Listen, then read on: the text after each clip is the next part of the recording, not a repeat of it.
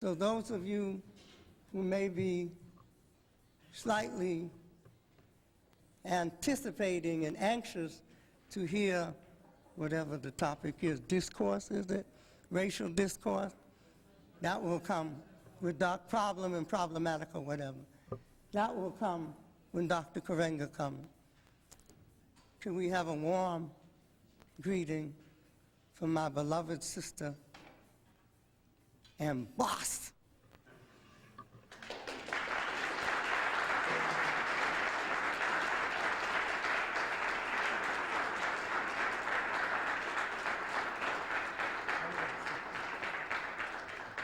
Thank you very much, Shashi.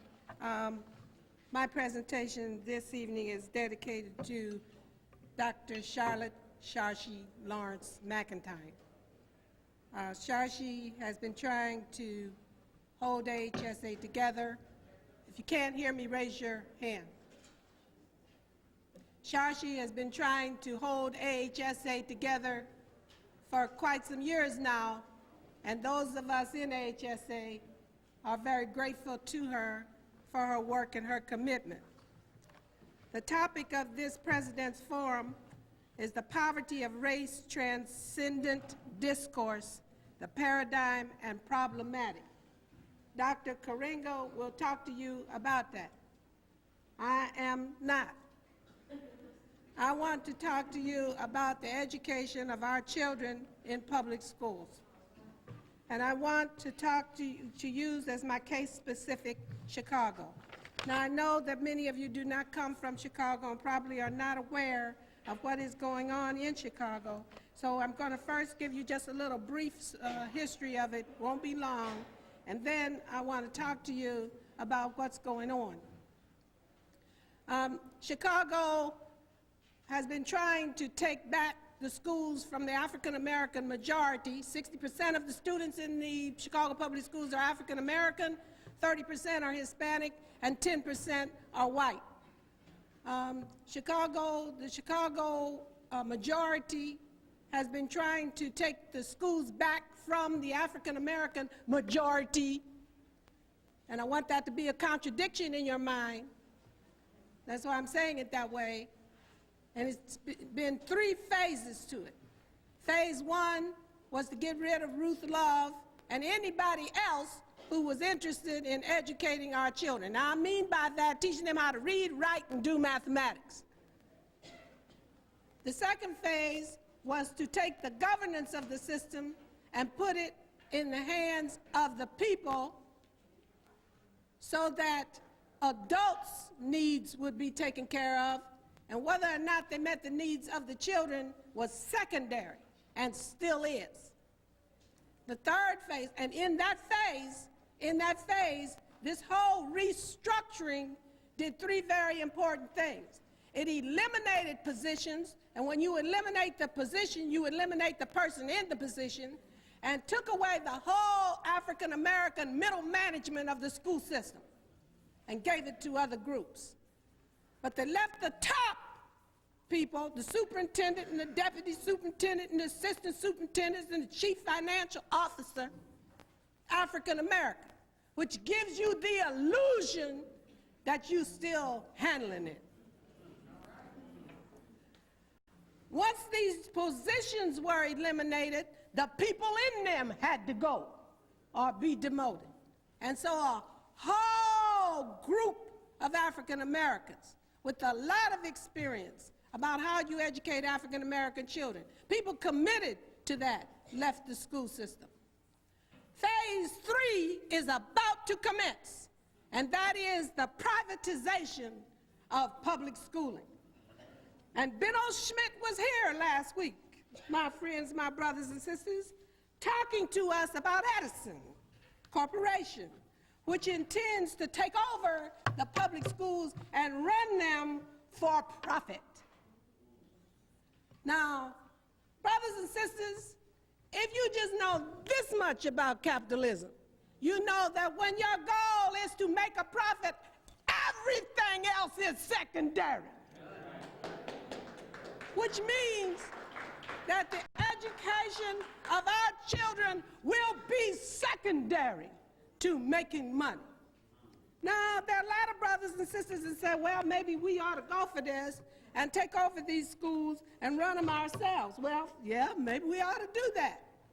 We ought to do that. But do we have enough money to fight Whittle?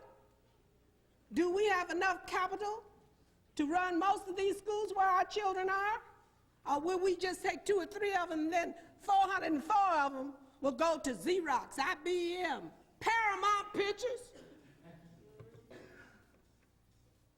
We need to think about this, and we need to plan for it.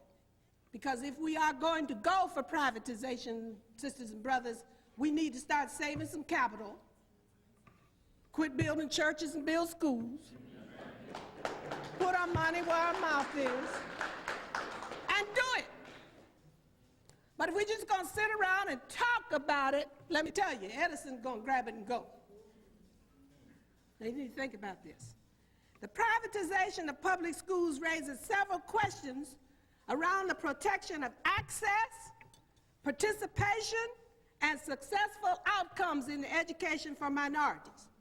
Now, the book that all the white people are reading about this, brothers and sisters, is a book called Public Education and Autopsy by Myron Lieberman. And this is what he says in that book. He says that civil rights referred to civil capacity to contract, to own property, to make wills, to give evidence, and to sue and be sued. Now, this is big news to me, because I always thought that civil was derived from civis feminine, which is the Latin word meaning citizen, and that citizen rights were embodied in the Bill of Rights, that's 1 through 10, amendments to the U.S. Constitution 1 through 10, and Amendment 14. And any of you know who that much about the African-American struggle for education in this country knows that our entire struggle has been around the 14th Amendment. Now, Amendment 14 says, 1, a citizen is anyone who is born in the United States or naturalized therein. No state shall abridge citizenship rights without due process, and every citizen should have equal protection of the law. Now, if these are not citizen rights or civil rights, then I just don't know what I'm talking about. Furthermore, this man says in his book, listen to this, as used here, the term civil rights does not include any financial entitlements, brothers and sisters, or protection against all private expressions of prejudice. It does, however, include the right not to be subject to discrimination by government. Do you understand what I said? I said that a private school can discriminate against you if they want to. After all, it's private. Do you get the message? Thank you. So since private schools would be entitled to private expressions of prejudice, where does this leave groups which are discriminated against, like you know who? This is what this man also says in his book. Now, this is the book that the people are reading who are going for privatization. They sent me a copy. Lieberman says that private schools have the right to exclude students they do not want, while public schools enjoy free tuition. So it's a quid pro quo. He argues that public schools have the advantage because people can go to them free. He is willing, however, to take this advantage away from the public schools, but unwilling to disturb the private schools' advantage. In other words, we're going to have private schools, and they're going to charge, or we're going to give vouchers so everybody has to pay the school, right? So the free tuition is gone because everybody will be paying. But private schools can still exclude. Something's wrong with that, brothers and sisters. Now, in this new system of 3-tiered schools, that's those that are running for profit, those that are running for not-for-profit, like parochial schools and Catholic schools, and the public schools, what advantage would the public schools enjoy to offset the unfair advantage then held by private schools? And it would be different, brothers and sisters, if we were all together on this. But can't you see these middle-class Negroes in their Cadillacs driving off to these private schools trying to get in there and run away from the rest of y'all? We're not even together on it. We're not even together on it. I got brothers and sisters in schools that are prejudiced against their children, paying big bucks for them to go there every day. And if I give you their names, you know them. Lieberman states the following. This is what he says about bilingual education. He says, fundamentally, bilingual education is based on ethnic politics. Hispanic political leaders view bilingual education as a source of patronage and jobs for their constituents. Lip service is paid to integration and proficiency in English. Failure to achieve these objectives is allegedly due to failure to fund bilingual education adequately. In economic terms, bilingual education is a prime example of the subordination of consumer to producer interests.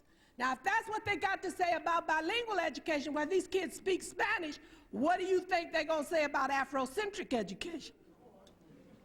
Now, this comment comes from one who advocates the privatization of education for minority children, so their civil rights can be abrogated. Moreover, no notion of the advantages of knowing two languages exists here. In almost all the other industrial nations of the world, it's good to know more than one language, but not here. Other recommendations made by this man to make a profit are these. Let students leave school at 14. How you like that? Private schools should not be required to accept all children. Ethnic disparities should not be considered prima facie evidence that discrimination exists. Private schools can discriminate legally. Groups that wish to transmit their own heritage should be required to pay for it. Now. Are you listening? More disturbing is his willingness to accept the thesis that African Americans are genetically inferior as valid. And that's the reason he states that schools ought to be able to exclude. Find this on page 356 of this book, especially when some of your friends send it to you to read, to elicit your support as a middle-class Negro for a private school. On page 210, he says, personally, I do not agree that public policies that have a disparate impact on blacks are necessarily racist. When does one know when they are? What are the criteria for determination? What difference does it make if private schools are exempt and able to discriminate on this basis anyway? The Supreme Court, in its decision in Plessy versus Ferguson, deciding that segregation, if equal, only connotated the inferiority of the Negro in the mind of the Negro, reveals the fallacy behind these ideas. This man notes that multicultural education, race problems, educating the minorities have destroyed public education. He boldly says in a whole chapter that the reason we're in the mess today is because of y'all. You raised such a ruckus about equity. You raised so much cane about being segregated. You fussed and stormed so much about being educated, you made the white people angry with the public schools. And so now it's your fault that they disappeared.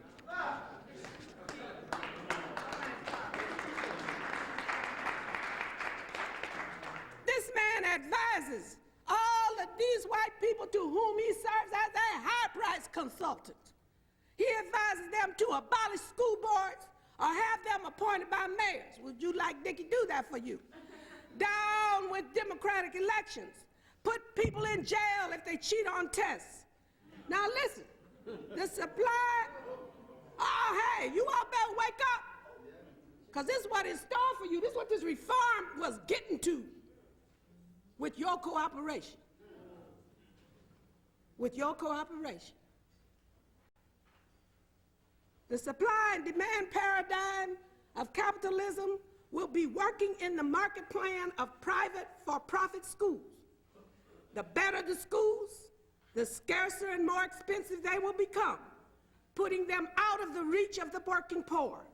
And this will create a system of premier schools and pauper schools, relegating once again our people to an inferior universe of education, just as it was done in the first Jim Crow. Oh, brothers and sisters, can't you see this cycle coming around again?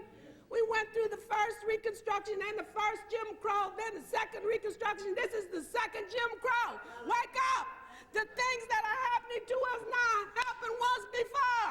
We're going through this again, where we are being, the first Reconstruction, the big promises of the 13th, 14th, 15th Amendment were given to us, and we created the public school system in the South according to Du Bois and Black Reconstruction, the founding of the public schools, and our people rushed into the schools to get educated, to read, write, and do mathematics, and then what happened? They cut them off. And we went into Jim Crow and separation, separate but equal, and they were never equal. That's what's happening to us now. That's what's going to happen through this, unless we intervene and do something different. Now, ladies and gentlemen, brothers and sisters, I've been talking about this before you for so long. I hate to come back with it again. I find myself a one-note Pollyanna, talking about this over and over. New audiences, to be sure, same message. All children can learn, but this pervasive belief that somehow poverty prevents you from learning is just something I cannot understand. I cannot understand it. I cannot understand it. How African American people, who poor as they can be, can believe that poverty keeps you from reading. How many of you were poor when you were little? Okay, same people who raise your hand, same people, how many of you can read? Thank you. Thank you. Thank you. Thank you. Did you see Oprah the other morning? Did you see her? Where these African-American teachers were up there talking about these kids like they were some kind of dogs, inhuman animals that you have to cuss at and beat in order to get them to understand what's what happened. Everybody jumped on the mother who was defending her kid. I mean, you know, like, it was really crazy. It was really crazy. Walk around and talk to people and find out how they feel about our children in school. They don't talk about them like they're people. They don't talk about them like they're students. They don't talk about them like they can learn, like they're not normal people who deserve love and care and affection and a good teacher. Let me tell you that a child whose mother is a junkie, let me tell you.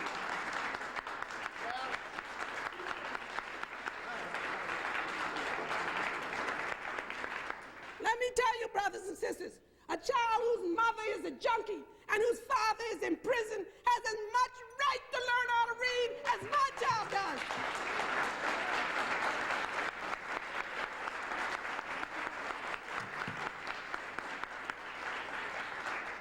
I have spent the last 15 years of my life studying high-achieving, predominantly African-American schools.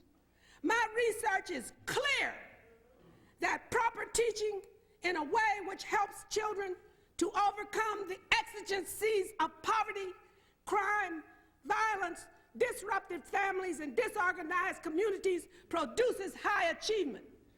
For 10 years now, at these conferences, I have given you the evidence, the addresses and telephone numbers of these schools. I even brought a video. Asa Hilliard and I served as co-chairpersons to AIT, and we now have videos of these schools that we can show you. These schools got principals in them. They have addresses and telephone numbers. You folks who live in Chicago could jump on the bus and go to Pittsburgh. Those of you who live in Atlanta and the South can go to Dallas. These schools are real. And in these schools, our children are learning. Not at some little old penny ante level, like people say, oh, they grew 2 months in 30 months. No, no. The Van Elementary School in the Pittsburgh public school system is 98% black. The children live in Bedford Housing Authority, which is the largest public housing in Pittsburgh. Only 19% of these children live with their mother and father. It is a high crime area, drug infested. It's in Ward 5, District 1, the highest crime area in Pittsburgh. And this school was the highest achieving of the 51 elementary schools in the Pittsburgh public school system in 1990 in mathematics. 90% of these children scored at or above the national norm on the California Achievement Test in mathematics.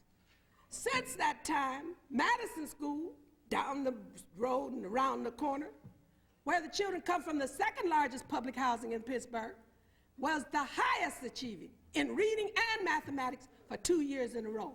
Now, there are 51 elementary schools in the Pittsburgh public school system, brothers and sisters, and they still have 5 all-white schools. So don't sell that stuff to me. I don't want to hear it. This is the problem. The problem is getting our people.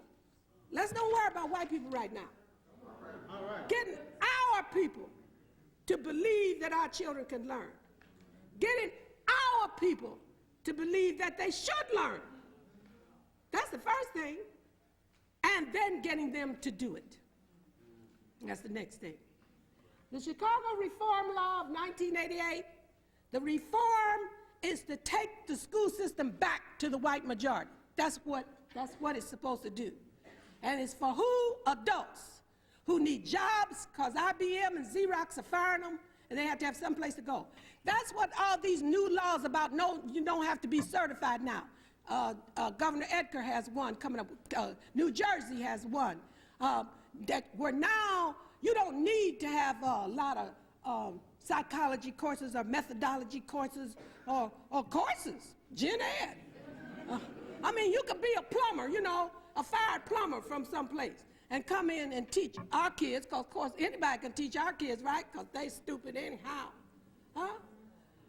Listen to that. It's very careful for you to listen to what's being talked about, because if you're going to have a position on it, we need to develop one. Presently, I am working with 12 schools on the implementation of 10 routines which have proved effective in the schools I have studied. Some of these schools are going to be successful. Others will not. Governance, no matter who does it, brothers and sisters, is not the answer alone. Innovation will not solve this problem alone. Neither will additional resources solve this problem alone. Small class size won't solve this problem, or any other newfangled fad. What has to change, brothers and sisters, is what goes on in the classroom, what goes on between the teacher and the student over the medium. Let me just give you one little example, and you will understand this. In a high-achieving school, when the student doesn't get it, the first thing the teacher looks at is the medium. That's what he or she is teaching and what he or she is using to teach it. The question the teacher asks in the high-achieving school is, does it fit? Is it the kind of thing I should use? Am I doing the right thing? In a low-achieving school where our children are concentrated and can't read, the first thing the teacher looks at is the student. Get the psychiatrist. Get the assistant principal. Get him out of here. Do something to him. There is a stark difference between these two schools. In a high-achieving schools, the teachers teach what the children need to know, not what's in the cotton-picking book.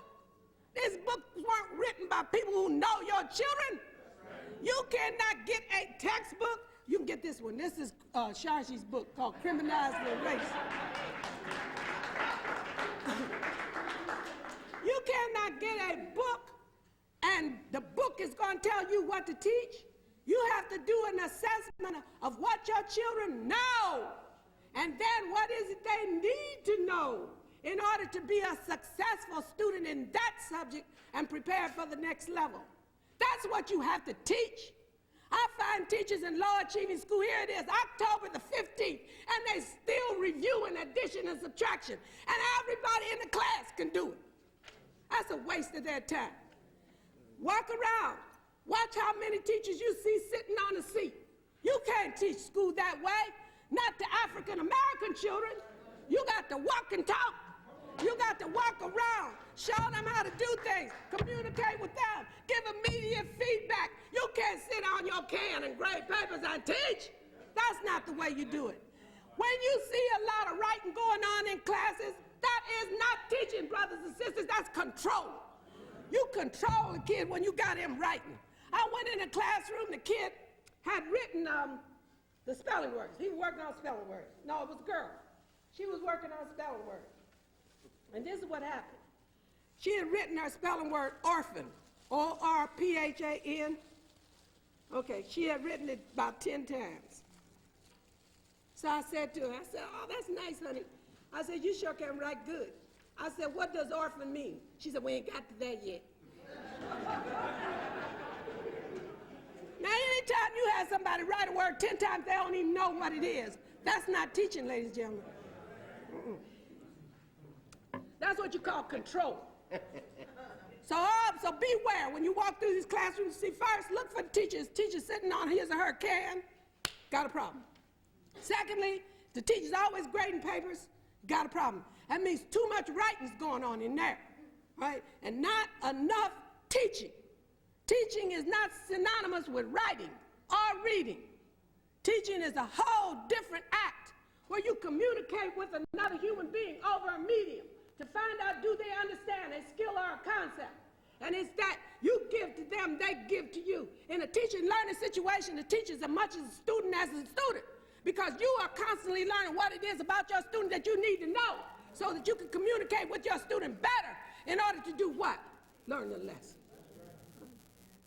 Too many, and you can teach, ladies and gentlemen, brothers and sisters, you can teach anybody anything that you know.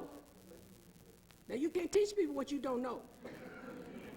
But you can teach anybody anything that you know, any age, blind, crippled, or crazy. If you know it, you can teach it to anybody, anytime, any age. It's just another prerequisite you have to have. You have to know it, and you have to understand how your learner processes information and applies it to use. You have to know that. If you got those two things together, you can teach anybody anything. Ladies and gentlemen, I will be 67 years old, December the 17th, 1927. I started teaching when I was 19 years old in Chicago Public Schools. I have never, ever had a student I could not teach how to read. Never.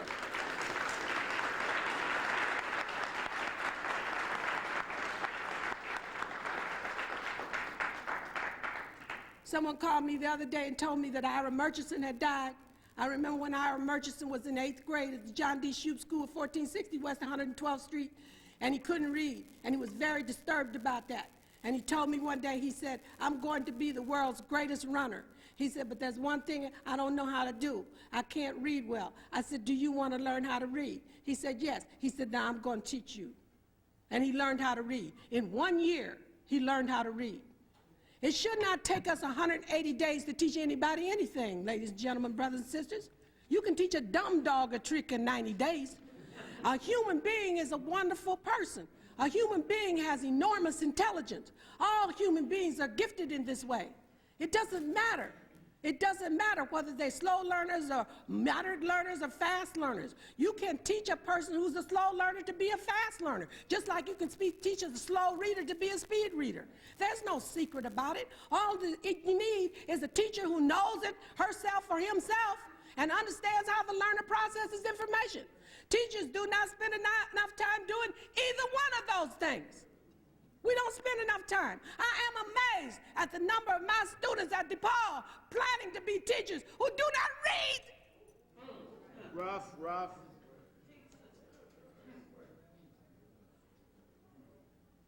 You can't learn everything you need to know from television.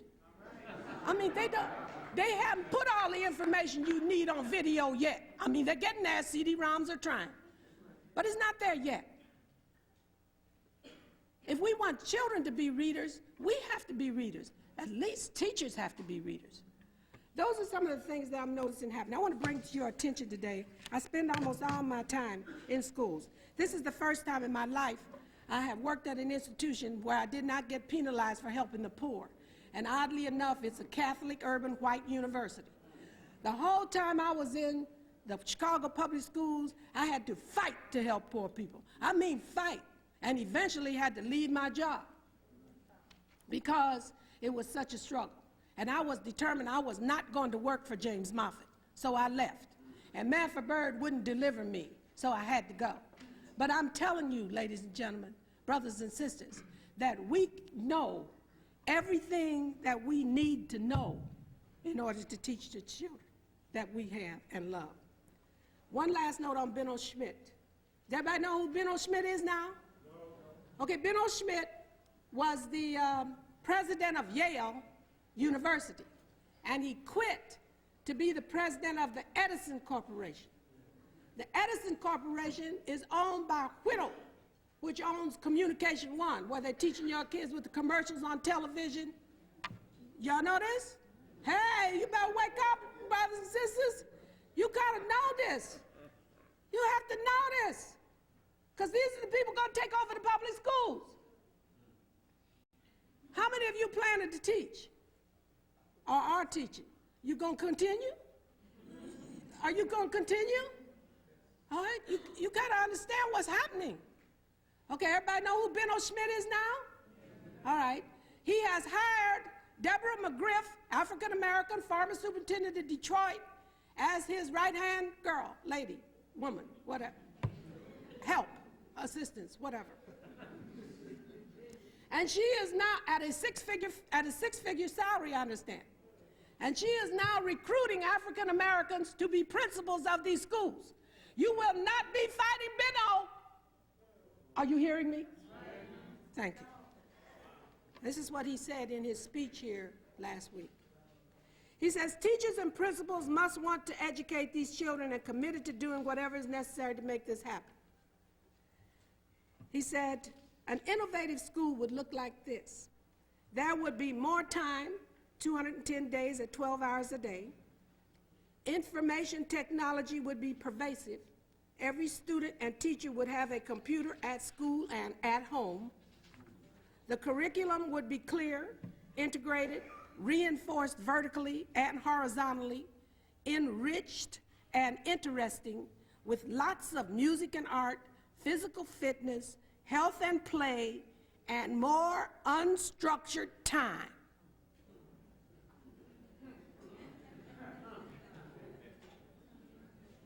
Now listen, ladies and gentlemen, brothers and sisters, if you have our children coming from disrupted families, disorganized communities, where their lives are unstructured most of the time, if you want to teach these children to be students, you have to structure the time in school so they can learn it. Now, if you're satisfied with this, that's one thing. I'm clearly not, as you can tell. But if you're satisfied with reading these reports in the Chicago Tribune about all these schools that are predominantly African American, what can't nobody read, if that pleases you, then forget everything I said.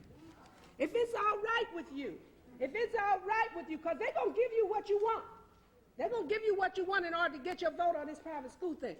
If it's all right with you that they give you everything you ask for in an Afrocentric school, if that's okay with you, and the kids are, 52% of them are in the bottom quarter and can't read Africa, if that's okay with you, then fine, don't pay attention to me. But remember, our children have to have both, not one or the other, no trade-offs. They have to have both, not one or the other, no trade-offs. So don't fall for that old okey-doke, because they're ready to do that. You see, because if you can't read, and you can't write, and you can't compute, you're not going to have a job in the 21st century. It's going to be to prison for you. And remember, prison building is the biggest growth industry, especially in Illinois. We got 4 on there going up. And remember, you can't even help yourself with a prison. They build it in the white rural section of Illinois where the jobs all go to the people living out there and where they get the construction jobs. So you get to build these things you put you in, no work in them. It's not a profit for us, needless to say, about our children. Let me end with a mention about equity, because this is what this struggle's been about. We're getting equity confused with equality, ladies and gentlemen, and not the same thing. Look, we may not all need the same thing. We may not all need the same money spent on us. A kid whose mother's a junkie, whose father's in prison, may need more than my kid. Treating them equal would not be fair. That's what equity is all about. Equity is concerned with justice, with what is fair, not equality. Equality is concerned with what is the same. Now, there are some things we want equality in.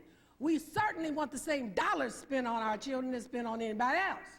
Equal dollars. We definitely want that. No more of this unequal stuff, all right? We also want our children to achieve as well as any other group on a standardized achievement test, because they can do it, ladies and gentlemen. You have been brainwashed into believing that our children cannot do this. Our children can do this. They just have to be taught what they need to know in order to do it. All of you passed tests. You had to. You couldn't be here if you didn't. You have to, there are prerequisites to doing it, and that's what our children have to know. So let's don't get equity confused with equality, because if you don't know what they're talking about, you will get tricked. And the trade-offs you will agree to will come back and haunt you. Remember, if it's not fair, don't buy it. That's why Lonnie Guinier was shut up, because she was talking about what is fair, not what is equal, what is fair. And the very thing that Lonnie Guinier was talking about for us, these white people are going to be selling you in South Africa. You have to be careful about what you agree to. You have to understand what the whole game is about. Ladies and gentlemen, brothers and sisters, what is up for grabs now is public schooling. That's what's up for grabs, public schooling. White America is giving up on democracy. Oh yeah, it's giving up. That's what Lonnie is talking about. Read her book, The Tyranny of the Majority. That's what Lonnie Guinier is telling you. White America is giving up on democracy because there's too many of y'all wanting it. And so, since whiteness is property, as Cheryl Harris said in the Harvard Law Review, June 1993, since whiteness is property, it confers undeserved benefits and privileges just from being born, which you nor I can take back unless we change the rules. Now, we may not have the votes to change the rules, but brothers and sisters, we do have the power.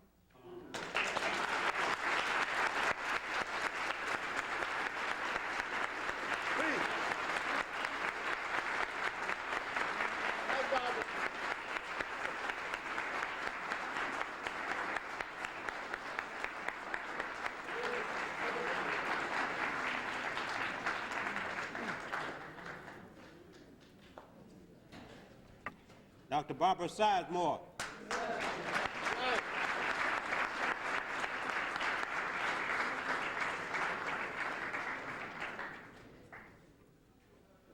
Dr. Sizemore is the personification of the heroic black woman. That's right. She's come through the fire with her soul and her integrity intact. She knows how to take a licking and keep on ticking. And we need to listen to her, because we are in the struggle for the minds of our children. That's what she's talking about. And if we don't win, we're going to lose. All right. And we can't afford that. This is the President's Forum, and because I'm the President, I wanted to bring you the best. All right. Appreciate that. All right. And she's the best on the feminine side. Woman's side. Thanks. All right. want to bring you the best on the other side. A master teacher, a brother in the struggle, a leader of leaders, a scholar par excellence, individual who's so committed that he could get off a plane in Detroit and land here in Chicago almost on time.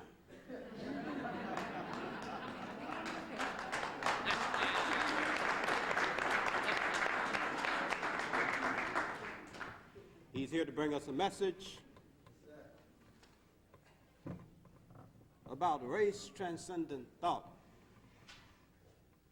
and the kind of rhetoric that is going around, ideological positions that are going around on this issue of who we are, where we are, and where we're going. Dr. Maulana Karenga.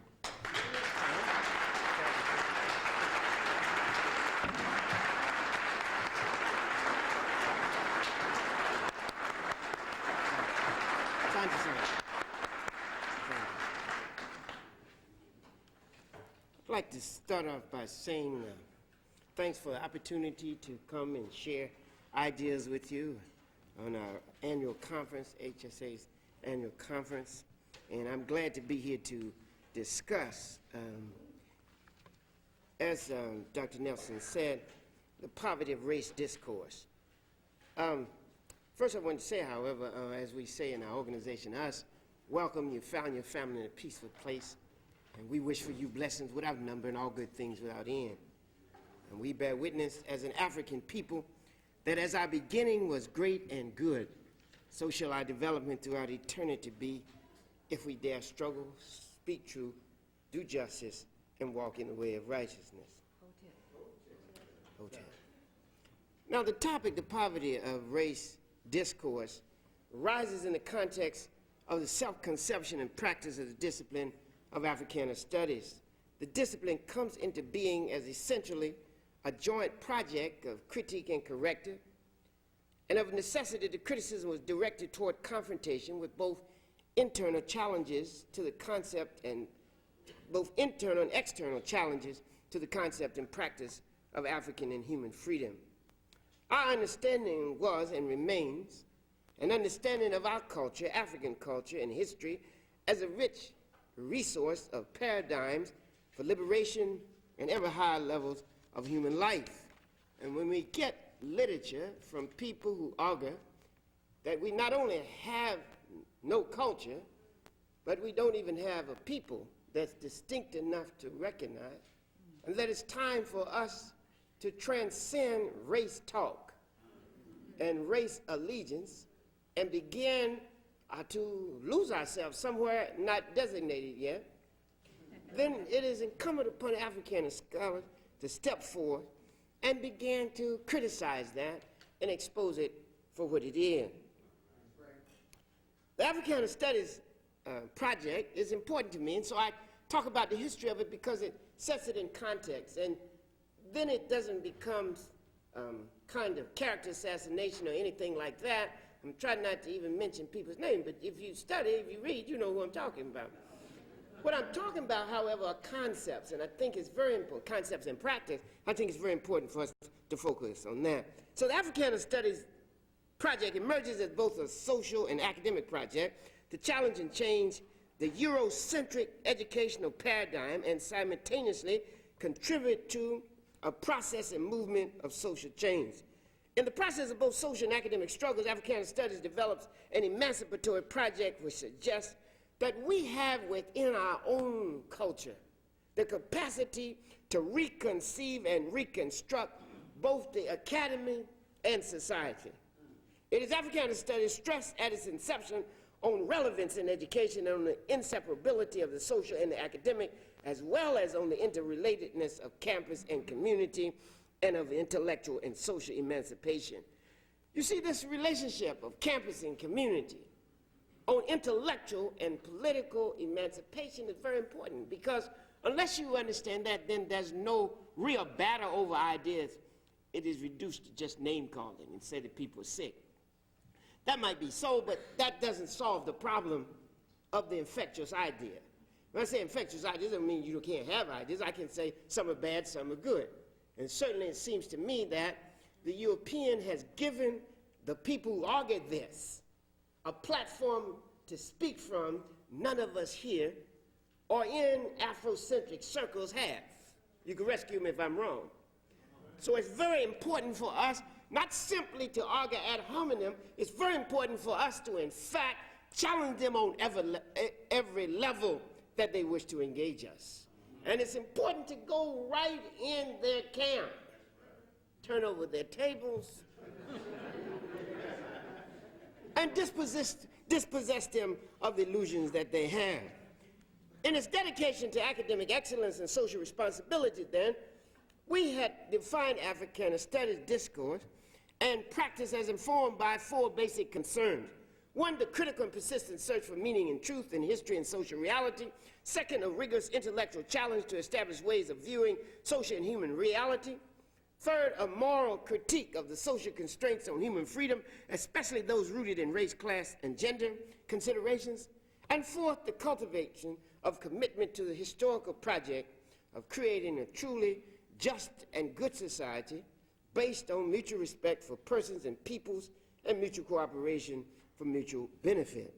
Africana studies as a discipline, however, is not simply a body of data, but also a way of approaching and interpreting data, as Molefe Asante has observed. It thus seeks not simply to offer information, but also to teach critical thinking and knowledge from an African-centered standpoint. It is at this point that Afrocentricity becomes an indispensable aspect of our project and contributes to the enrichment and expansion of both social and educational discourse. The discourse on race transcendence emerges at a critical juncture in black history and culture. Its advocates essentially argue that we must transcend, that is, go beyond concepts, identification, and allegiance of race. On one level, this could simply mean that one should not cut him or herself off from fruitful exchanges from members of other racial groups or communities. In fact, that's what Dr. Nelson was talking about, the Detroit thing. I mean, I was here in Chicago, and then I went to this African-American summit, you know, and so Cornell was there. So I said, Cornell, I'm going to talk about you tonight. That's why I said I was going to mention your name, but I have to do it to tell you. So I was going to talk about you, Gates, etc. So he said, what you going to say? So one of the things I told him is that there's a problem with this whole question of hybridity and also race transcendence. So he told me that 2 things. One, he said, well, I want you to know that I don't, because I criticize, this is a longer conversation, I criticize him for the most distorted form of this kind of discourse. And he said, that's not me. What I'm arguing is that black people should not close themselves off from meaningful exchange with others. So I said, okay, so that's one level, okay? He also said something about hybridity, but I'll get to it in a minute. A second view of this transcendence, though, one, and I've already mentioned Cornell, so I'll mention Gates. A second view of this transcendence is that one should deny and dismiss communal self-conceptions and allegiances and embrace the abstractly universal. I say abstractly universal because the universal, stripped of its various communal and cultural components, does not exist. There's no people that exist without a cultural complement. And so what is real in life is not abstract, universally inclined persons, but persons concretely grounded and embedded in definite cultures. So the first thing that happens in this race discourse is that it takes place in the context of an ongoing struggle between nationalists and integrationists. It takes place also in the context of the white man, and I guess we should say the rulers of society, determination to remain dominant. And there are ongoing, as a result of that, there are ongoing racist attempts to deny our history, humanity, and right to freedom, and to maintain hegemony in what Dr. Jacob Carruthers called blatant white supremacy. So there's no escape from the fact that the European wants to remain dominant. And in order to do it, he must, in fact, make our culture look like his. In fact, Cabral said, the first thing that an oppressor seeks to do is to destroy the oppressed culture, because the greater the similarity between the culture of the oppressed and the oppressor, the more difficult it is for the oppressed not only to achieve freedom, but to imagine it. That's a fundamental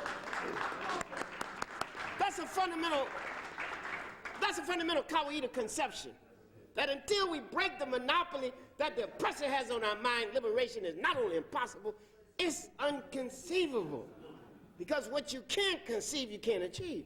And if you have people talking about our need to go out of existence, talking about we don't have a culture, that we are in fact at best hybrids, then how do you develop a liberational project from that? It takes place also in the context of the merger of racist and integrationist aims. Integrationists from the black side were always afraid of the nationalist alternative. And for a while we had them at bay. Between 65 and 69. Rescue me if I'm wrong. But it was only a matter of time when they would in fact gain the upper hand on several levels. And really, when I say it's a matter of time, I mean, given the array of historical forces, given the balance of forces, the Europeans sided with them.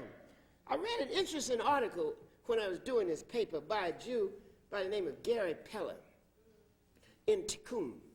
And he was criticizing Jews for siding with the Gentiles, their white brothers, in suppressing the nationalist alternative.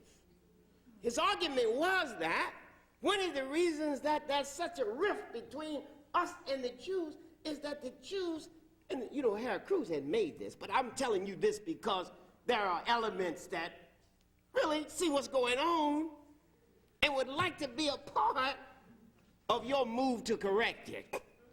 So one of the first things they have to do is confess. Now, Henrik has said that the Jews are one of the biggest nationalists in the world. But they suppress your nationalism. And one of the ways that they do it, and this is very important, is to collapse racism and race consciousness. In other words, if you think black, if you talk black, that's the same as being a racist. In fact, it has made blacks become more and more the victims of laws and speech codes on campus that were made to protect them against the white racists. In University of Massachusetts, of a 1 year that Massachusetts had a speech code, more than 20 blacks were charged by white people for racist speech. Now, what they've done is said that racial speech is equal to racist behavior. That's the whole thing around the colleague thing. Rescue me if I'm wrong. Now, they can kill us and other people of color, and that's to be, worked on. Eventually, that can be solved. You know what I'm saying? But this talking back to them, that has to be dealt with.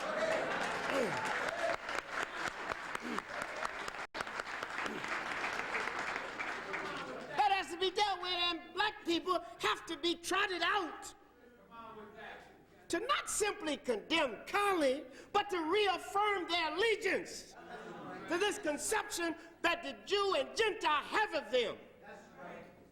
That they are dependent, parasitical, and cannot survive without white intervention.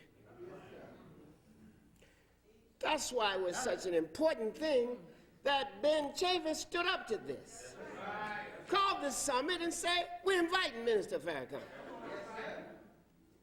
See, let me get back to the paper.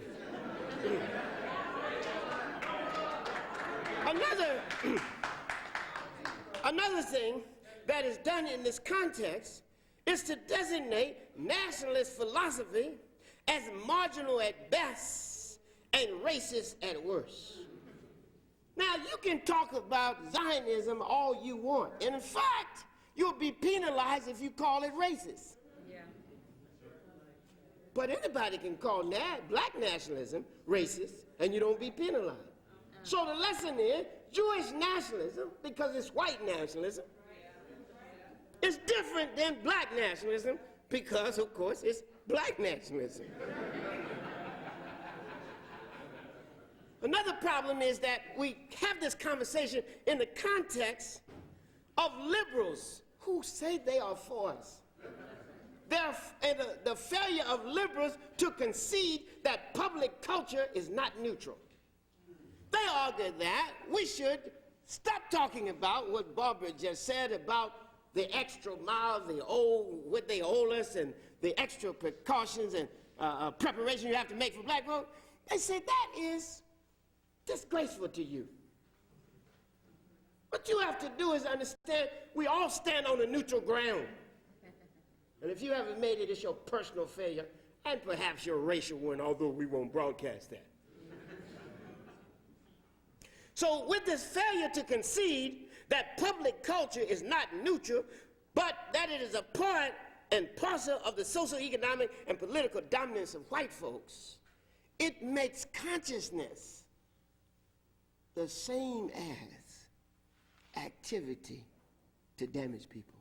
In other words, the racial consciousness of black people becomes translated on television and in the educational institutions as the same as racist behavior against us by whites. That's the whole conversation. You're just as racist as anybody else. Now, they don't understand that race on one level is not race at all. Race on its most essential level is community. And community is a source of grounding and meaning and purpose and identity. You see, race, and really I've said this before, but I need to say it again. Race, stripped of all its cultural costume, is a white construction to facilitate the oppression of people of color. And race, if you look at it the way it actually is simply a socio-biological category used to assign human worth and social status using the white man as the paradigm. In other words, the closer you are to white, the higher your human worth and the higher your social status.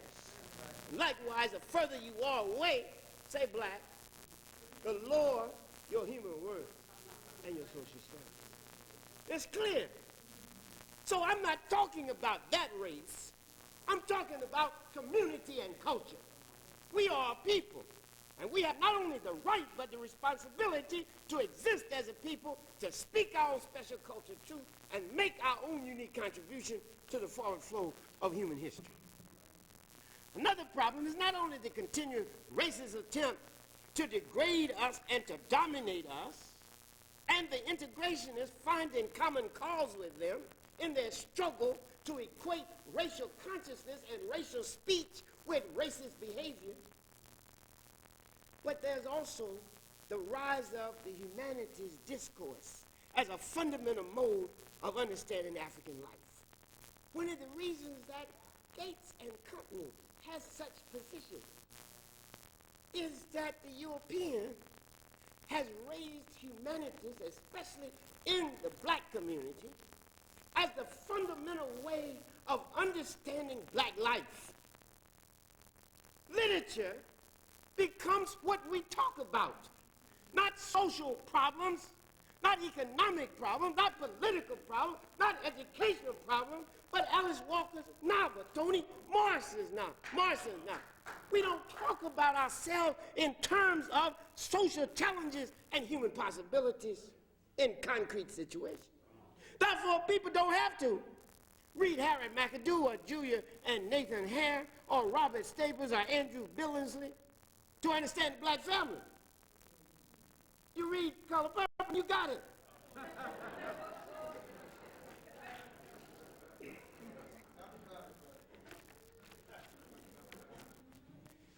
Now, what is especially impactful about this rise of humanities as the fundamental discourse for understanding black life is not only does it take out the emphasis on social analysis critical social analysis as the fundamental way to understand society, black culture.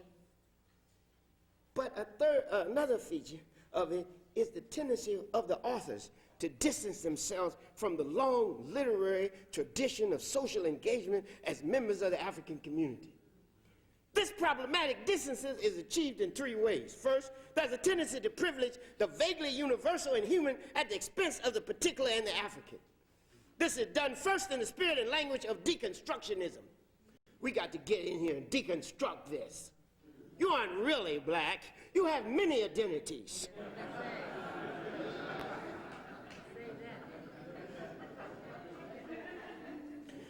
There is, with this deconstructionism, critiques of racial essentialism and call for focus on the specificity of text.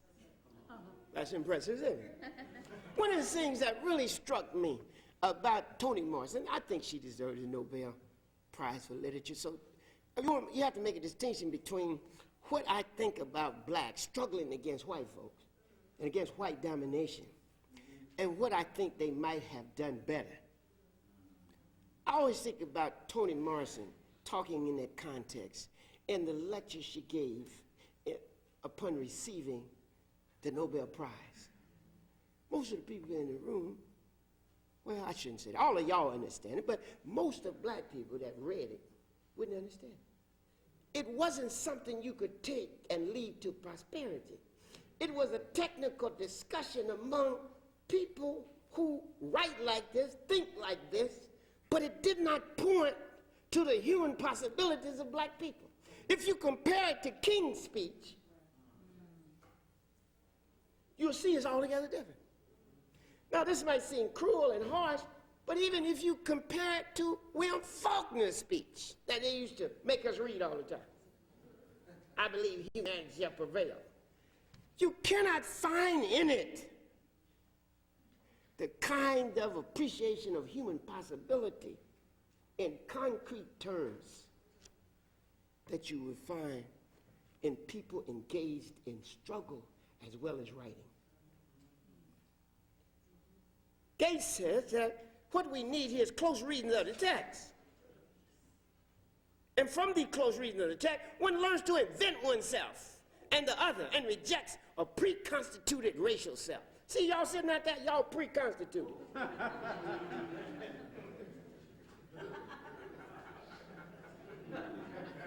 You're not a result of the evolution of culture and history. You're just pre-constituted, mainly by the other, the white man. Help define you, they said. That's why you say you're black. That's why you do what you do, because the white man, in order to define himself, is imposing an identity on you. That doesn't leave you much latitude for moral autonomy, independent thought and action. But don't worry, it gets worse. Now, for Gates, the project of a new generation of writers, quote, is about affinities unburdened by the ideology of descent. It speaks about blackness without blood and sees race as a trope. That's one of the faddish words being used. A mere problematic figure of speech. A second mode of distancing and creating what Trey Ellis calls a new black aesthetic is to privilege gender over racial and ethnic concerns. Oh, we at the meeting just this evening, and a brother said to a sister, I want you to participate because we need more women on the panel. The sister said, hey, you're not choosing me because I'm good? You see, what we do is bring a discourse from the white woman and the white man, instead of, in fact, struggling against sexism in real, but don't be doing symbolic placements. Because, in fact, what you do is, carry on a conversation that doesn't even apply to what you're doing. And what you do is further the gap rather than close it. We all must speak truth and do justice. We all must recognize we have been greatly unjust to ourselves. We all must recognize that in spite of our classification of sexism as a white thing, that black people do it. You know what I mean? You're going to have to do that.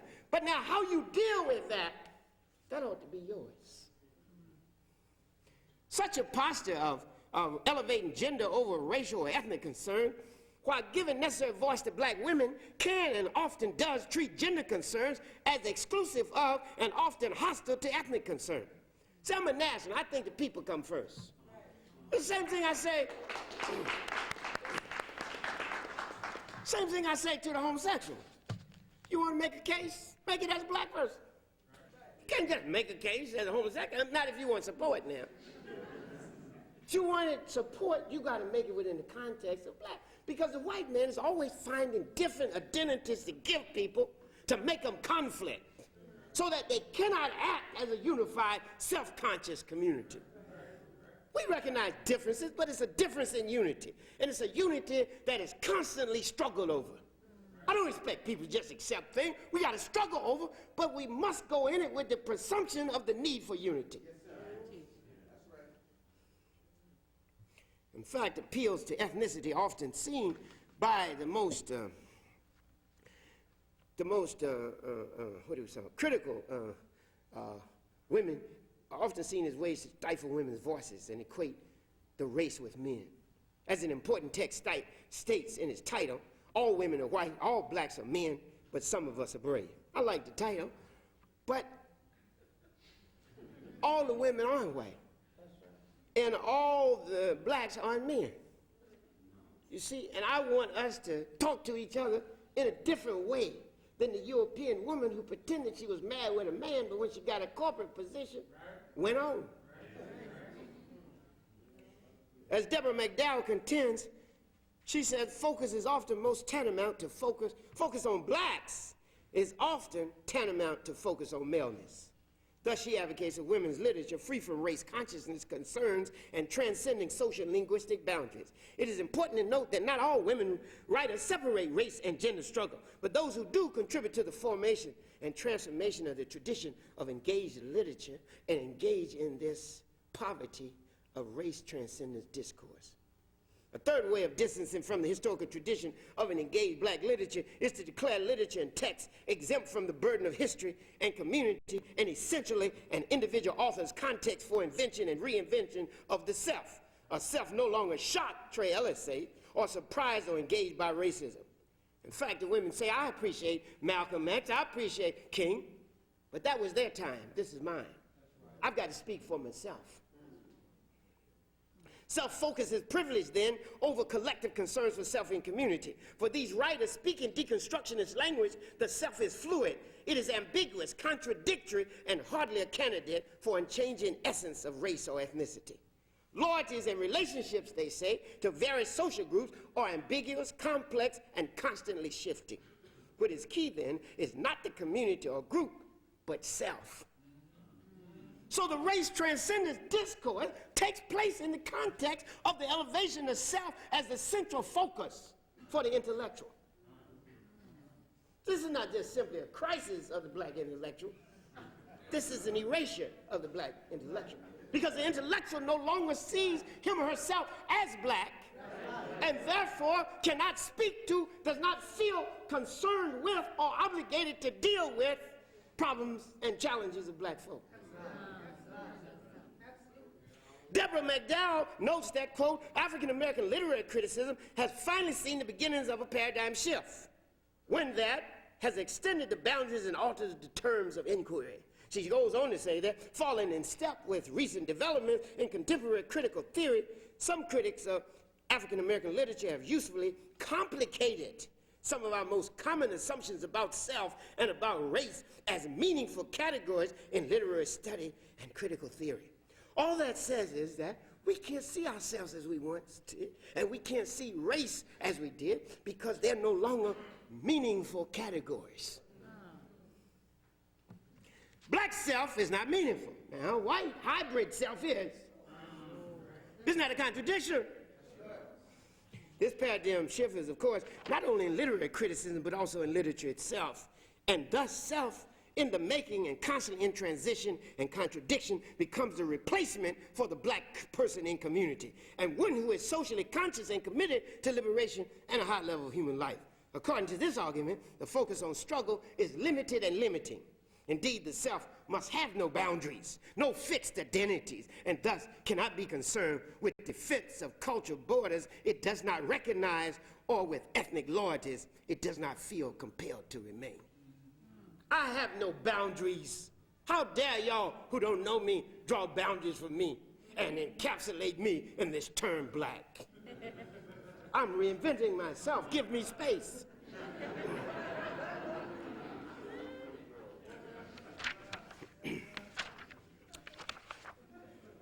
Another thing that goes on, of course, and Trey Ellis is the one who said this in the discussion of the reinvention of self and the construction of a new way of doing black literature, is one of the greatest commitments is to parody nationalism. I quote him, "A telltale sign of the work of the new black aesthetic is our parody of black nationalism." Now, for example, Eddie Murphy's old Saturday Night Live character, Keenan Wyman's "I'm Gonna Get You, Sucker," and a host of other people who now show no respect for black. He is really pointing to the minstrelization of black presence on television. Isn't that what Martin is? A modern-day minstrel? Aren't all these other people that talk about the smell of their women's genitals and about what they would do to their mama? Isn't that the minstrel tap dancing to absent music, but to a white band in his head?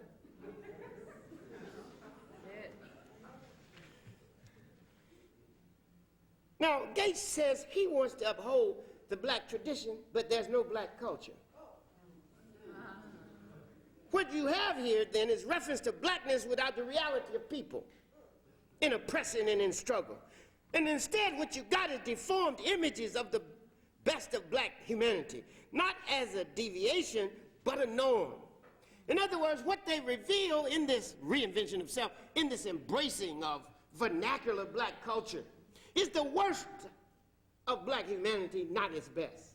Therefore, Gates can go and testify in the trial of Two Live Crew and say, "Hey, what's this noise about? That's the way black people talk." Now, white people may not talk like that, he says, as if this was worth defending, but we do. This is like symbolic association with blackness, with its most deformed and problematic expressions. Also, he praised Zora Neale Hurston in a curious attempt to explain playing the dozens. In the quotation, he talks about how Zora Neale Hurston said, "We're playing the dozens to harden ourselves and numb ourselves to the oppression that the white man's going to put on us. He's going to call us worse things. He's going to talk about our mama, so we just getting ready." That's not serious anthropology, but he found it useful.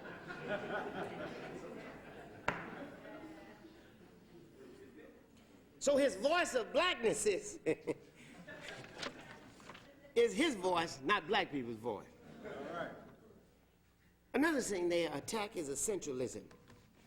He says, recognizing that recognize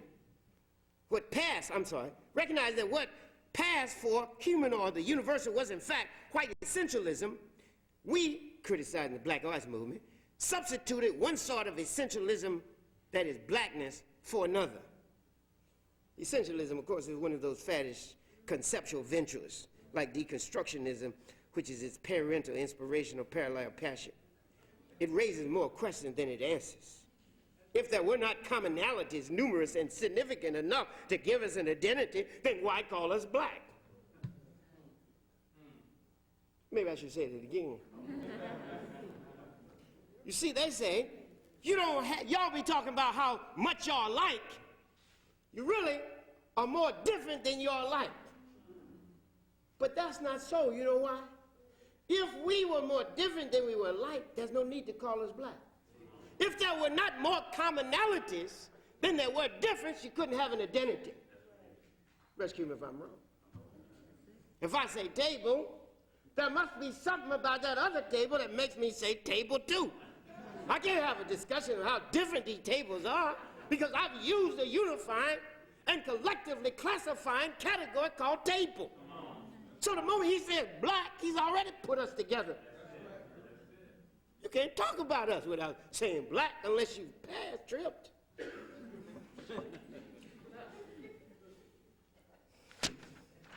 Hybridity. Gates says mixing and hybridity are the rule, not the exception. Both Gates and West talk of black people and black culture as hybrid. By this they mean it represents a mixture. It is really a very problematic concept.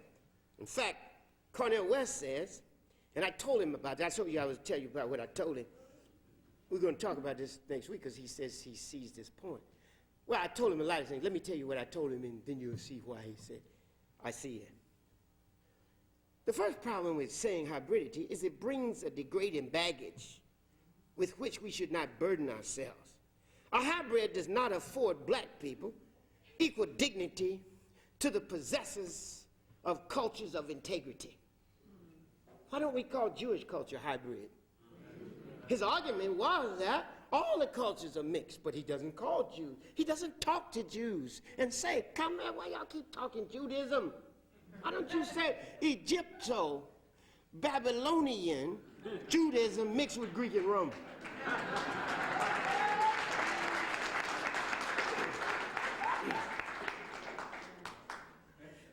This is a degrading concept, I say to him. It shares a conceptual affinity with bastardization, which in fact indicates inferiority.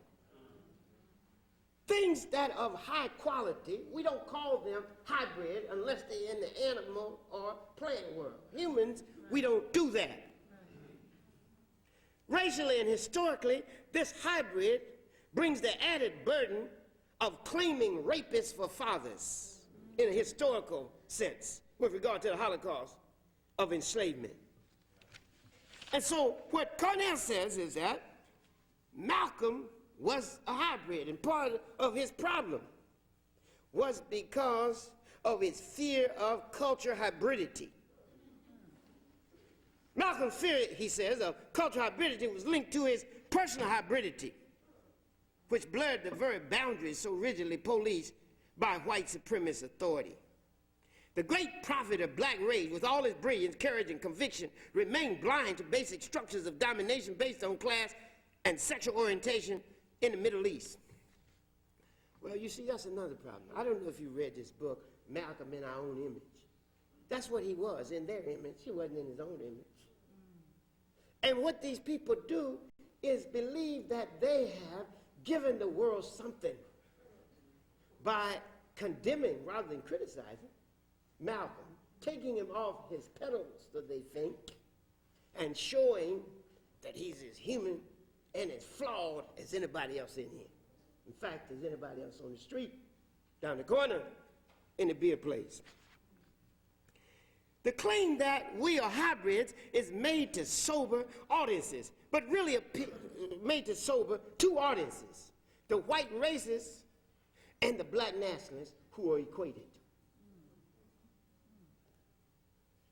But in reality, it appears more of a petition for recognition and acceptance by the dominant society by telling them that how much they reject you, you got their blood. Not only do I have your blood, I got your culture. So you will never get rid of me. What a pathetic plea for recognition and acceptance. Jazz is not a hybrid. Benny Goodman played jazz, yes, but he played it after it was created. Just because they sent him on a trip to Moscow don't mean he's the king of jazz. And Malcolm was not ambiguous. He was not confused or fearful of some culture and racial hybridity. He spoke truly. He hated the history that was behind him. And he would not give recognition to the rapists. Another point is every mixture is neither good nor voluntary nor equal in contribution. So when you talk about these mixtures, we have to understand the terms in which they are carried. Someone imposing a mixture is a little different than you choosing it. In the context of hybridity, blacks are said by Gates to have a tradition of vernacular expression. But he calls what the whites have done civilization. He lacks our vernacular expression. I don't know what that is. It reminds us of early coercive homogenization when they tried to melt all of us. Vernacular literature and culture is not classical or competent. It cannot be at the center in spite of his attempts to deconstruct and decenter. It must force a place for itself on a stage someone else has constructed. It borrows the worst, or at least the problematic, from the dominant culture, and also from our own, because he does not know how to choose the best of what it means to be black. Now, Cornel says we don't really have a culture that's different from the white man. But, he says, black Christianity is not simply a reaction to white exclusion, but a distinct culture. How can black Christianity be a culture and all the other things we got are not culture? What's going on here? In other words, the Christian Cornel has decided to make his faith our culture, rather than one of the 7 fundamental aspects of culture: history, religion, social organization, economic organization, political organization, creative production, which is your art, music, and literature, and your ethos, the collective self-conception and psychology you achieve as a result of practice on the other 6 levels. So we forget our literature now. That doesn't represent part of a culture. Our family organization, as shattered and challenged as it might be, in its best form, represents a culture. When I say culture represents a culture, I mean it's a part that composes our culture. We have a problem here. Reinventing ourselves. Fluidity, that's what characterizes our identity. Ambiguity, that also characterizes our identity. Schlesinger, and he seems to be the mentor here, says that people like us, Afrocentric scholars, are actually disuniting America because they won't accept the consensus that he assumed we had. He says one thing about America that makes it so beautiful is that none of us, he's talking about himself, brought baggage from the old country. We did not bring kings or aristocracies. Well, they might not have brought the king, but they brought the dominant ruler. They might not have brought the aristocracy of class, but they brought the aristocracy of race. And second, they're lying to say they didn't bring the baggage, because the conception of this country, the hegemonic culture of this country is white, is European. So where did that drop from, the sky? So they did bring it. Now, we can reinvent ourselves, they say. But when we say we're African, that's the wrong reinvention. You can reinvent anything, but not African. If our identity is an open project, why can't we choose to be ourselves, to be Africans?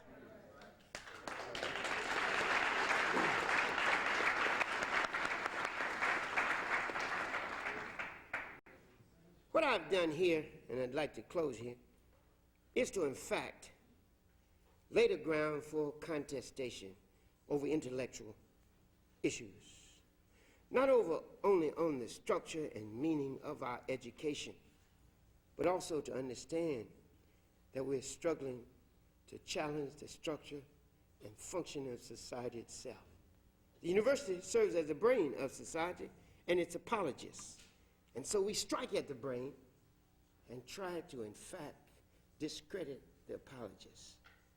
So contestation became and continues to be, in our field, Africana studies, a fundamental mode of understanding ourselves, society, and the world. In such a process, we seek to create a space and process for our students and ourselves to recover, discover, and speak the truth and meaning of our own experience, to locate ourselves in social and human history, and having oriented ourselves, bring our unique contribution to a mutually fruitful exchange in academy and society. Ideally, what results from this critique of established order discourse, this poverty of race-transcendent discourse, and our contestation over issues in intellect and life is a cooperative production of knowledge in an Afrocentric pattern rather than a Eurocentric one. In the process of bringing one's own experience and unique cultural contribution to the educational process, several paths are pursued. First, we are compelled to create both a different language and logic than the established order. For as Malcolm said, the established order, language, and logic are not conducive to the emancipatory project which we have set for ourselves. The language and logic of the oppressor cannot be the language and logic of the oppressed if we are to free ourselves. Thus, Black studies, Africana studies began to develop and use new categories and modes of analysis and to give definition to old terms and concepts. It is in that spirit that I have challenged this race-transcendent discourse. I'd like to close, as I always do, by quoting those on whose shoulders I stand. I take a quote first from Fannie Lou Hamer. Y'all have heard me say it before. But my next one is from James Baldwin. Fannie Lou Hamer said there are two things we should care about, never to forget where we came from, and always praise the bridges that carried us over. Now, the quote from James Baldwin is from The Price of the Ticket. And what he's doing is offering Louis Gates and all the other people in literature an important paradigm. He says to them, while on one hand, the tale of how we suffer and how we're delighted and how we may triumph is never new. It always must be heard. There isn't any other story to tell. It's the only light that we have in all this darkness. And this tale, this story, according to that face, that body, those strong hands on those strings, has another aspect in every country and a new depth in every generation.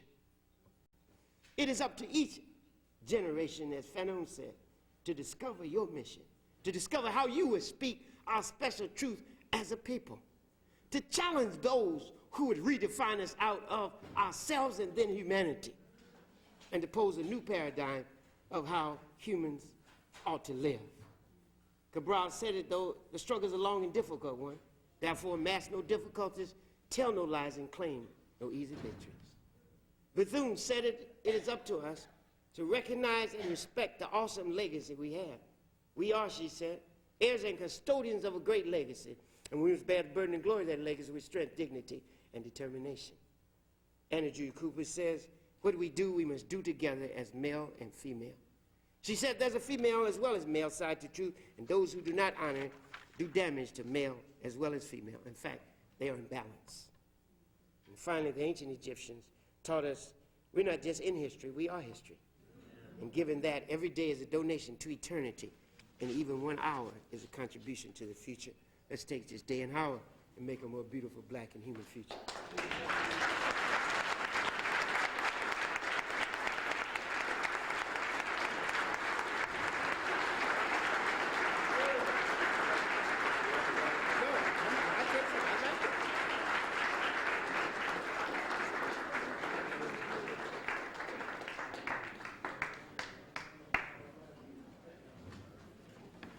Dr. Karenga said that he would take a few questions.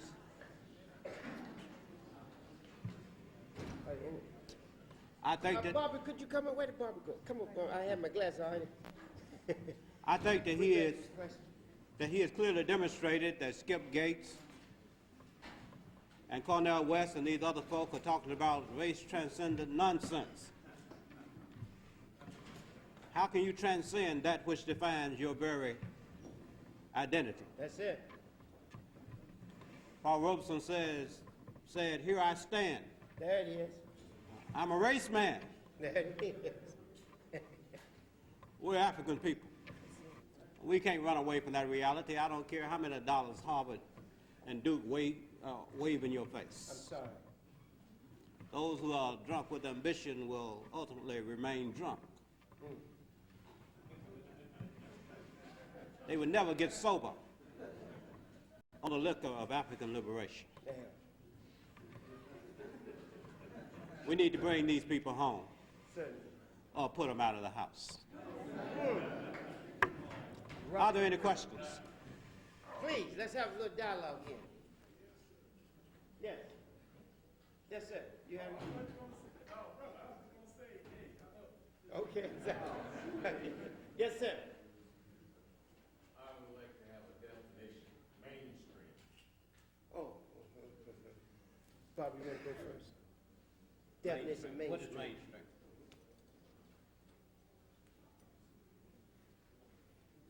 Mainstream is the definition given to us of what white America envisions that you should do.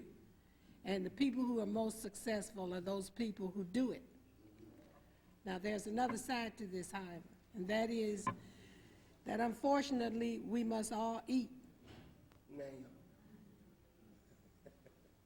Sobering, huh? If culture is the sum total of artifacts that any group accumulates in its struggle for survival, and if survival means that every member of the group must keep his or her body in good enough spiritual, moral, physical, and mental health long enough to reproduce himself or herself and to take care of that reproduction, if that's what every group must do to survive, then we all must eat.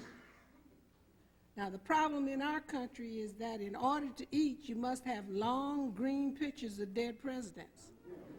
In order to get that, you either must produce or you must work for somebody else. Unfortunately for African Americans, we have ourselves in a trick bag where we do not produce, and therefore we are workers. Now you've got a choice here. Do you want to mainstream and eat? Or do you want to kick it and not? That's like the main choice. Now, what most African Americans do is to work within those parameters the best they can, and we call that struggle.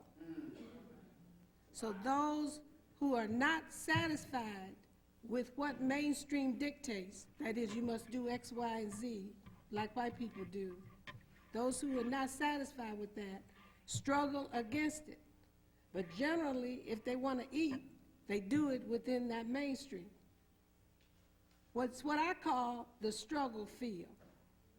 That's what I call it. And as I look at African Americans over my long life, as I look at them in this struggle field, you find that those who struggle get punished and serve as models for the rest of the people in that struggle field, which I call mainstream.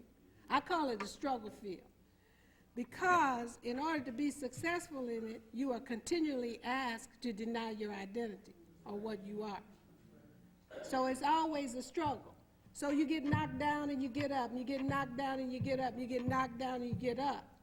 And when you get knocked down, you find that other people like you in this mainstream or this struggle field get away from you. Like when I got fired from the superintendency in Washington, D.C., a lot of brothers and sisters that used to congregate around me spread out. Because what they wanted to make clear was to the white people, making them possible for them to eat in the mainstream was, I ain't got nothing to do with this crazy nigga. So, don't punish me too. Now, the brothers and sisters who were in the struggle with me, the brothers and sisters got identified with me as crazy. And many of them were punished too. It's interesting to look at this because I think you've raised an interesting question. Now, perhaps I'm talking it too long because I know Maulana has something to say about this. But for me, this is a very interesting concept, mainstream. Because for African Americans, it's definitely no stream and it's not main. It's generally a side road. Because the main thing that you have to do is struggle for the right to be. See, because you can't become until you first are. That's right. So first thing I had to do was just to be.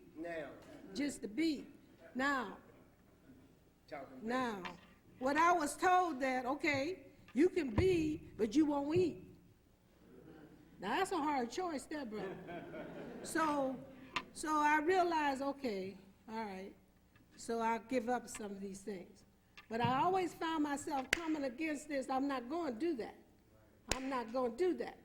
I'm not going to do that. So I get fired or hurt or whatever, you know, the penalty was for that. And then you just have to turn around with the folks who's sticking with you and struggle on. I guess the thing I try to tell young people, because young people get impatient, they think, you know, 2 weeks of this struggle I'll be over with. But, you know, like my students, when I was at the University of Pittsburgh for 15 years, and it took us 4 years to drive the South African consulate out of Pittsburgh. So every week I'd go collect my students to picket the South African consulate and say, ain't this over yet? We still doing that? Oh, you was doing that last year. You still doing that? It was like, I thought this thing was going to be over. I thought you said we was going to be in here 2 weeks to picket it, and that was it. So the thing I try to teach my students is this is a lifelong thing you're into if you're black. The only way that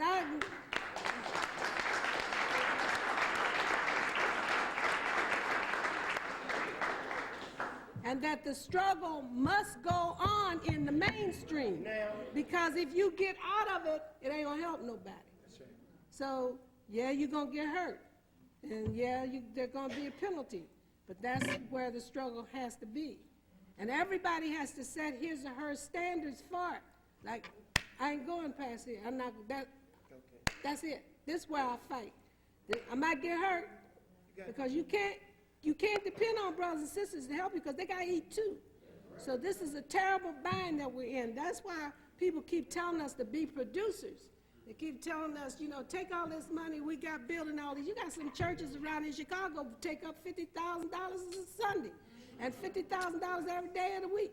And, you know, some of this money could go back into making us producers so that our operation in the mainstream would give us more autonomy. Right.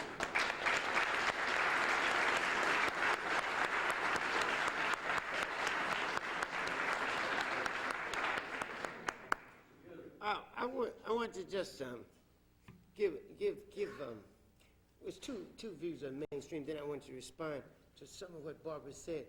The thing that is important to realize about the mainstream is that it is that which is acceptable, normal, and practiced by white people. That's the first thing. The second thing is that the mainstream, like Barbara said, is not really a mainstream. It's a polluted pool. Polluted by racism, classism, and sexism. And the question we always asked, and Malcolm said it, will we integrate into a burning house or sinking ship, or will we struggle to change that so that we can live and love freely? Now, Barbara has told you how much sacrifice is necessary for struggle. But I want to put a little turn on that. She's right about that, the sacrifice. If anybody knows about being abandoned, certainly I do. But I don't take the position that I can't count anybody. The reason I'm here is because people supported me. Right. The reason she's here is because people supported her. She still got friends. You see? Just like, for example, when we had the testimony for James. James spoke up for Barbara and gave her space. Barbara said this, but nobody else did. That's one. Let's use that as an example, because otherwise we're going to scare people. Right. If we teach people that you can't trust nobody, then what you sleeping with your husband and wife for? You could wake up dead. You see, so you get into what Alice Walker and Shahrazad Ali was talking. You're actually sleeping with the enemy. So I know she didn't mean that, but I'm just clarifying for anybody that thinks that you won't find people to help you. You're supposed to be tested and tempered by struggle. You're not supposed to expect everybody to help you. You already said the people sick. You can't walk into a hospital and say, look at all these sick people. You know that's what the hospital's for. Now, the other thing, hey, I'm serious now. The other thing you have to understand too, it's wrong to define what you're doing in such a way that you feel guilty doing it. Yes, that's right. What Barbara is doing, what Conrad is doing, what I'm doing, what Jake is doing, what Nick is doing, what Shashi is doing. We're doing it in our own terms, and we're doing as much of it as we can. And what we can't do, we're going to struggle to get it done. If we don't get it done there, we'll get it done somewhere else. It's like I was telling the people at the summit. The people come there and they were talking about what they can't. I said, hey, did you come all the way here to tell us what you can't do? What's the purpose of coming? We're supposed to do something. We're supposed to struggle. I tell people, be asking me, how did you do this? How could you go through all this and still? I said, if the world cracked, I'd still hold a meeting. I'd step over the crack, but I'd hold a meeting. And that's what they've got to do, and that's what you've got to do. No matter what happened, if you're really committed, you're supposed to go. Now, it's not always, let me tell you this.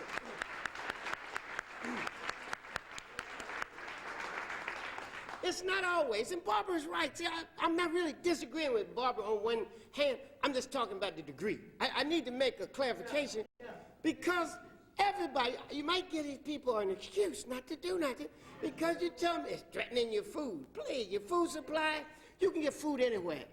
From the enemy. It's the same thing I told the pastor. For guns, you can find them anywhere, including on the enemy. The question is, will the people struggle? And if they decide the struggle is real, they develop both the method and the means. So what you have to do is realize that you have to make the space you want to live in. You have to create the community you want to grow and love freely in. And it ain't always a question of whether you're going to lose your job, because some people be lying. I ain't going to do that because I might lose the job. No, you're just scared. And we got to say that. Second, everybody, even though Barbara's right about it, be good for us to have production, we don't have it. So the question is, what can we do given the situation we're in? What can you do right at your house?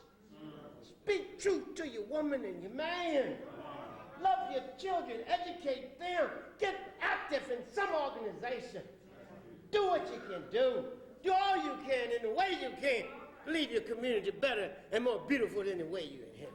Isn't that one of the principles?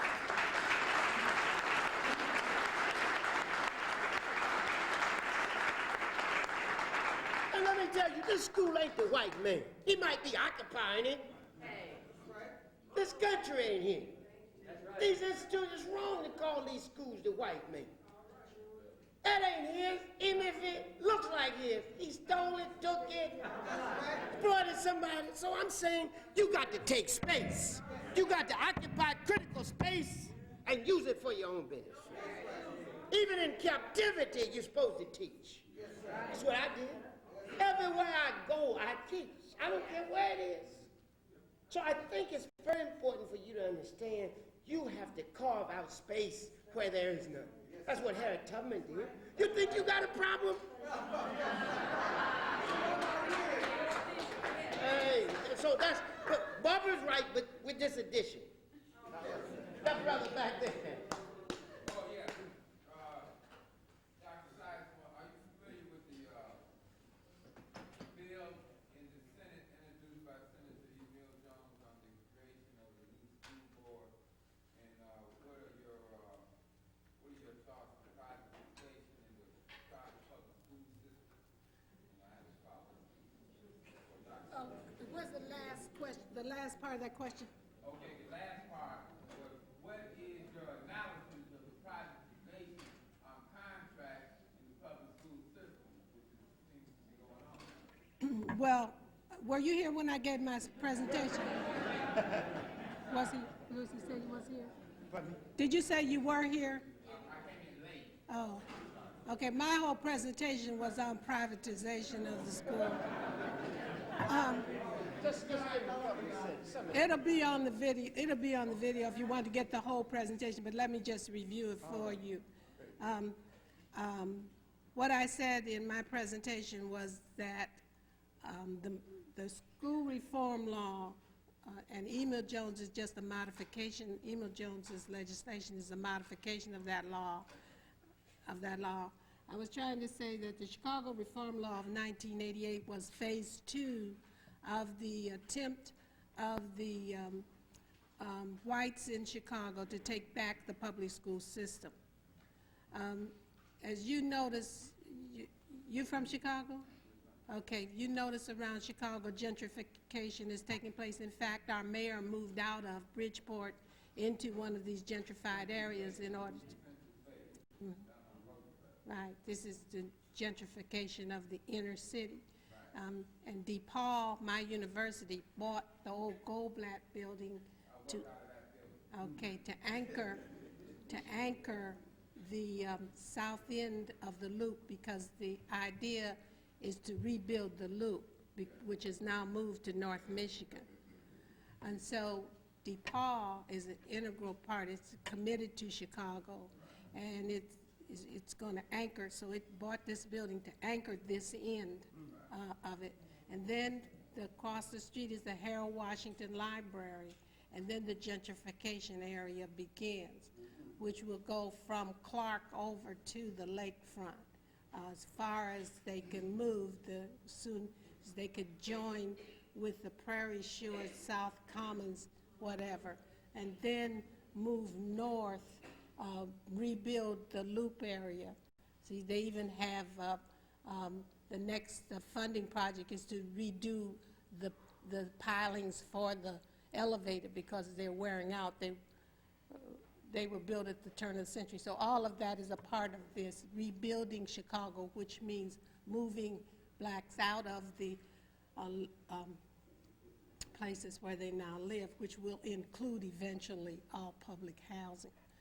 If you notice at 4040 Oakenwald, all of that has been closed down now. This is prime lake property, and the African American people who used to live there no longer live there now. 4040 Oakenwald, those big buildings around the Oakenwald School.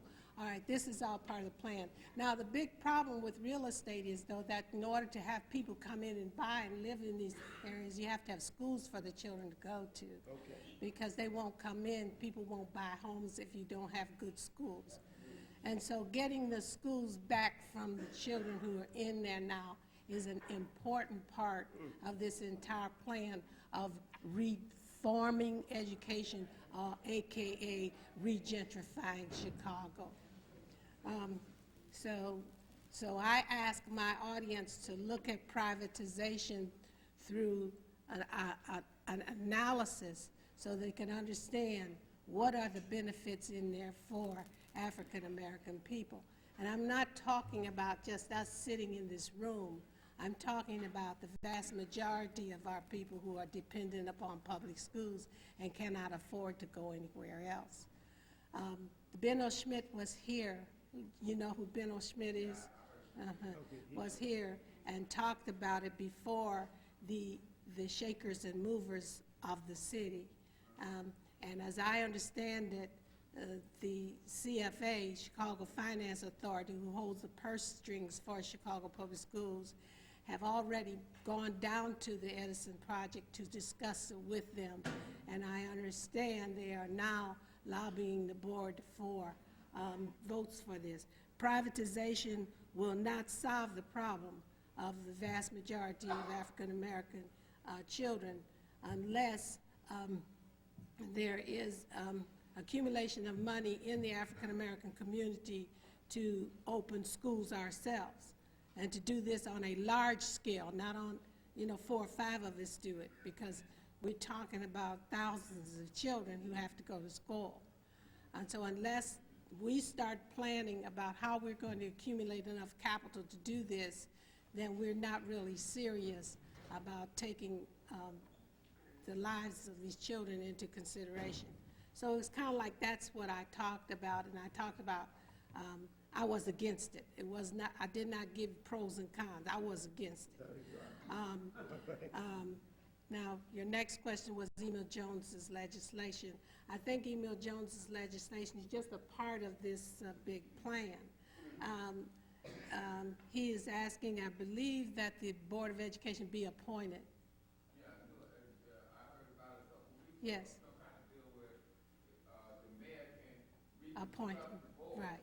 Yes, well, that is a part, if you, I don't know what part of my presentation you heard, but that's also one of the suggestions that Myron Lieberman gives in his book called Public Education and Autopsy.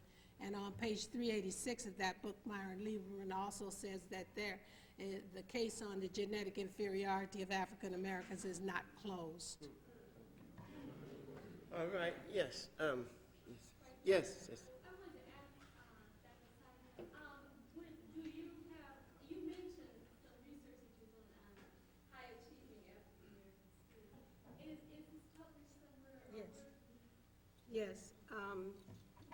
The first is a chapter in a book called Schooling and Social Context by George Noblit, N-O-B-L-I-T, and William T. Pink, P-I-N-K.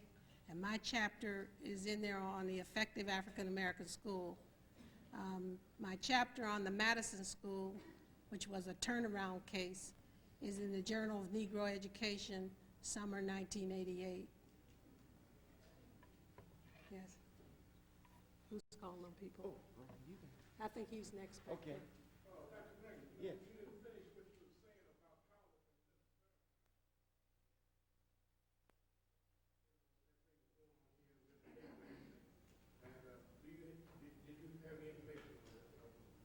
Information on what?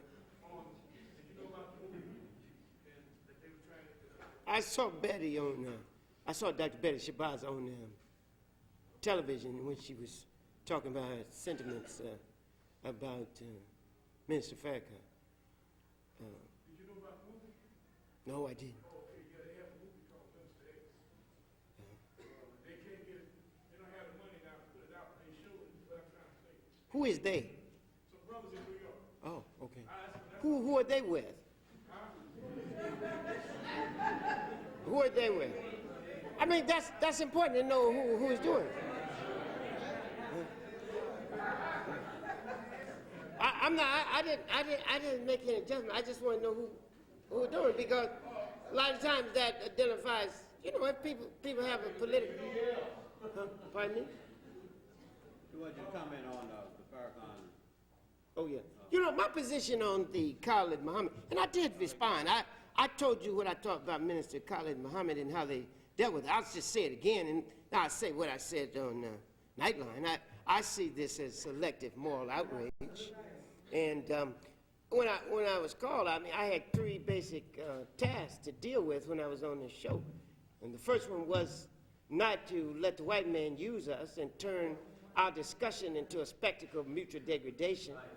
The second thing I needed to do was to divert criticism from Minister Farrakhan and the nation to criticism of the white man in society. And the third thing I needed to do was to seize the moral initiative and to demonstrate the hypocrisy of their charge. And I did that by introducing the concept of selective moral outrage. And if you remember the discussion, we got off that and went on to discussing society and its problems. So I think it's very important for you to understand that and I know you know this, but I think it's very important for you to understand that there are two things going on all the time. One thing is how we relate to each other. The second is how we support each other in the face of external opposition. Right. So that's an ongoing struggle in the black community to build principled relationships, to deal with the history and come to terms with people's conception of history. But that's still a strong thing, you know. And I have argued, people had asked me about whether I thought it was wrong for Betty, and this is, you know, like this is just home conversation. Turn that off, camera. Let me, so I can tell you. I mean, not that I couldn't say it with this, but I'm just saying because a lot of times people misunderstand it. Huh? What'd you say? You better listen to white people. Oh, that's not so. Taylor Holmes listening to Skip. No, see, Barbara, you just criticized. You just hold up. Let me tell. Hold up. Now let's not go into bar action. You know. Barbara said, "Ain't nobody listening to Gates but white folk." That's not so.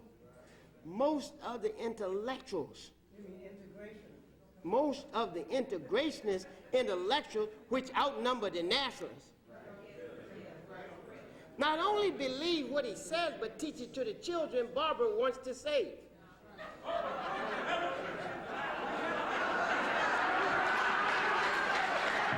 Listen.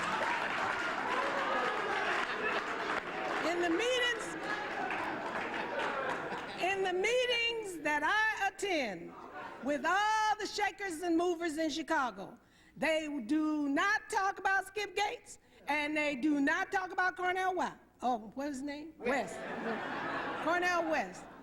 Cornel West, excuse me. Excuse me. You know what they're concerned about? You know what they're concerned about? These kids got these guns, and they are afraid that they're going to take these guns and start shooting white people with them. They are, because they're already killing each other, and they're afraid there ain't going to be enough of them to kill each other. They're going to come looking for them in Skokie. Now, this is a real problem in Chicago, and that's all they are talking about. They're talking about violence. They're talking about guns. They're talking about, not because the kids are killing each other, because nobody cares about that but us, but because they're afraid this gun mentality thing is going to spread into Evanston, Winnetka, Wilmette, and whatever. And that's what they're talking about. Skip Gates can't solve this problem. Neither can Cornel West. Only people who can solve this problem, only people who can solve this problem is you and me. We have to intervene with our children and stop them from killing each other. You and I have to do that. Skip can't do it. Corny can't do it. And neither can the rest of these people who called us into meetings to see, can you help? See, look, but Skip, that's not a good argument, because Skip don't even care. We're not talking about whether Skip can do it. We're talking about when Conrad Worrell and the project he's working on, the Afrocentric curriculum, that project, when he goes to different school boards around the country, who do you think they use to struggle with him? You can't pretend that this struggle for Afrocentric education happens in a vacuum. And you can't pretend that these people aren't used to criticize Afrocentricity. That's what they tried out against Tony Martin. That's right. Yeah. I had, y'all know Tony Martin did? Yeah. Look, that's enough, because we went over this, and y'all know this, right? This is a question of how to deal with it. Barbara don't even be bothered with it, but I'm telling you, that's a main thing, in that what happens with the nationalist community is it isolates itself. It believes that if it can character assassinate people, they're finished with them. I'm telling you, you're not. The ideas that you don't stamp out, they take life, and they envelop the people around us. This sister here. We better quit, Bill. We got to go. Brother Festus. Just two more questions. Let me go. I appreciate what you said, Festus. You know, you're still young and beautiful, but I'm old enough to be on this track a long time. Used to be, before Corny was born, you know, used to be somebody. Then you remember Tommy Soul? Yeah. You ain't stamped him out yet. I mean, he's still writing books and still talking, still getting money. I mean, we can't stamp these people out. They got too much money. And you can spend all your time challenging. When one goes down, up grows another one. They're like snakes. They just keep coming out of eggs. You know, look, I don't even want to argue about this. Let's just go here. Last question. Last question. Yeah. We know what?